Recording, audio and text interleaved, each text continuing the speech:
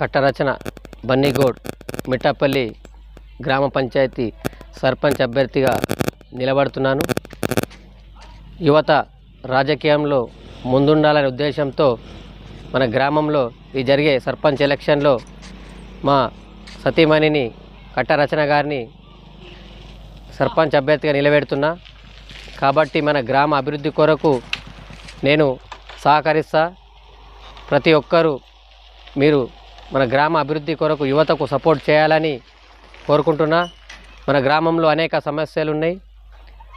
CC రోడ్ల గురించి కానీ ప్రతి విషయంలో నేను ముందుండి, ఎందుకంటే మన గ్రామంలో అనేక సమస్యలు మనం కొన్ని రోజుల సంది చూస్తున్నాము.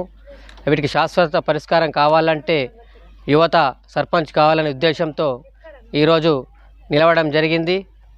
మీరు గ్రహించి ఒక్కసారి చదువుకున్న అమ్మాయికి ఓటు వేసి మార్పు కోరాలని మన గ్రామంలో ఉన్న ప్రతి ఒక్కరిని మనస్ఫూర్తిగా నేను కోరుకుంటున్నా. డెవలప్మెంట్ విషయంలో ప్రతి దానికి మీకు సహకరిస్తా. గెలవకముందు మీకు ఎలాగైతే ఓటు అడుగుతున్నానో గెలిచిన తర్వాత కూడా మీరు నన్ను ఆశీర్వదిస్తే ప్రతి ఒక్కరికి సహకరించి గ్రామంలో ఉన్న ప్రతి సమస్యపై కొట్లాడి మన గ్రామ అభివృద్ధిని స్థానంలో నిలబెడతానని నేను ఈరోజు ప్రతిజ్ఞ చేస్తున్నా.